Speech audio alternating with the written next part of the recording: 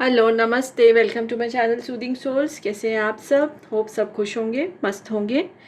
तो जैसे कि आपने सेटअप में देखा है, हम कैंडल वैक्स रीडिंग करने वाले हैं। तो कैंडल वैक्स रीडिंग में हम आपके पर्सन की कलर एनर्जी को चेक करेंगे, टैप करेंगे। टैरो रीडिंग से, टैरो कार्ड से तो हम करते ही हैं। तो अभी हम कैंडल वैक्स रीडिंग से आपके पर्सन की करंट जो एनर्जी है, उनकी जो इमोशंस हैं, उनकी जो फीलिंग्स हैं, वो क्या महसूस कर रहे हैं, क्या चल रहा है, वो सब हम चेक करेंगे। सो एकदम पॉजिटिव हो जाइए। जिसको भी आप मानते हैं उनको याद करिए और प्रे करिए कि आपको गाइडेंस मिले। And I request my angels and guides to come and help me, और मैं अपने व्यूअर्स के लिए एक अच्छा सा गाइडेंस जो है वो दे पाऊँ। So yes, in a very positive state of mind we'll start this candle wax reading. और इसमें अगर कोई नंबर, कोई अल्फ़ाबेट मुझे दिखेगा तो मैं आपको साथ साथ में बताती जाऊंगी। Okay, so yes, let's start. So here we are tapping the current energy of your love interest. Okay, तो जेंडर स्पेसिफिक नहीं है ये, आप किसी के लिए भी इसको देख सकते हो। जो आपसे रेजोनेट हो आप उसको रखिए, बाकी आप उसको इग्नोर कर दीजिए। सब कुछ सबसे रेजोनेट नहीं होगा। ओके, सो यस, हमको गाइड करिए एंजल्स एंड डिवाइन, हमको गाइड करिए। सबसे पहले देखिए, अभी तो वैक्स नहीं आया है, जो मुझे एनर्जी आना शुरू हो गई है इस ऑफ रेस्टलेसनेस।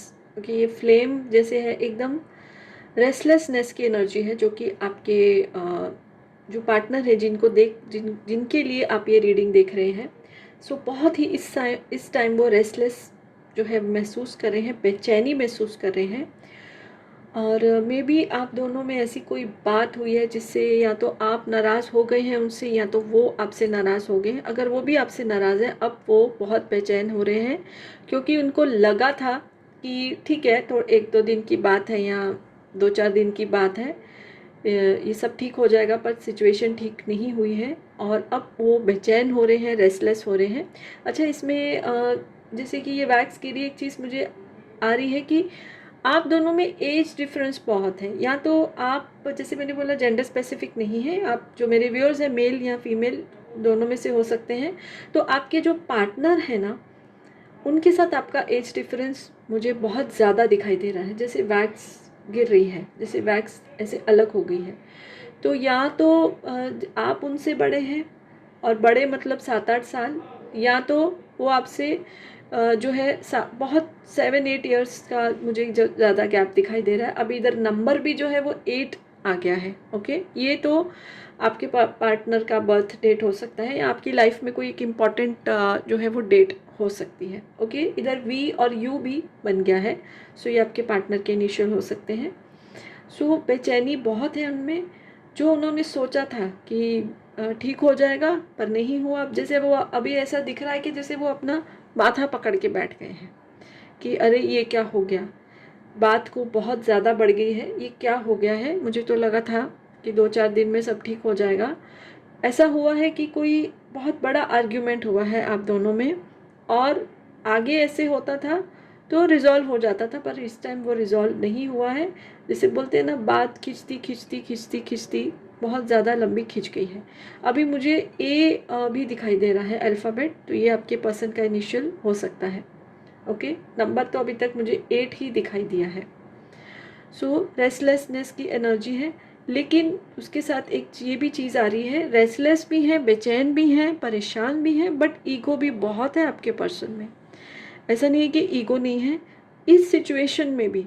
ओके, आर्ग्यूमेंट दोनों के बीच में ही हुआ है, दोनों इस चीज़ के लिए जिम्मेदार हैं। ऐसा नहीं मैं बोल सकती वो ही जिम्मेदार हैं, आपने भी जो है उस चीज़ के बारे में अच्छे से आर्ग्यू किया है। और हो सकता है आप पहले नहीं करते थे, बट अब आपने किया है, बिकॉज हर चीज़ की एक लिमिट होती है।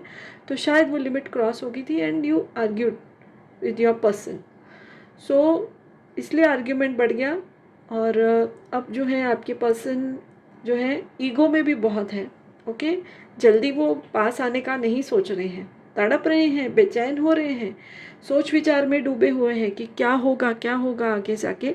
बट स्टिल इतना आसान नहीं है उनका आपको अप्रोच करना। और इस टाइम जो आपकी एनर्जी आ रही है, देखिए अभी मुझे जो है वो सी भी अल्फ़ाबेट नज़र आ रहा है, तो ये भी इनिशियल हो सकता है। तो आपकी जो मुझे एनर्जी नज़र आ रही कि आप भी सेम एनर्जी में हो, आप रिफ्लेक्ट कर रहे एनर्जी को, यानी कि इस टाइम आपने भी सोचा है कि मेरी तरफ से भी कुछ जो है हाथ नहीं आगे बढ़ाया जाएगा।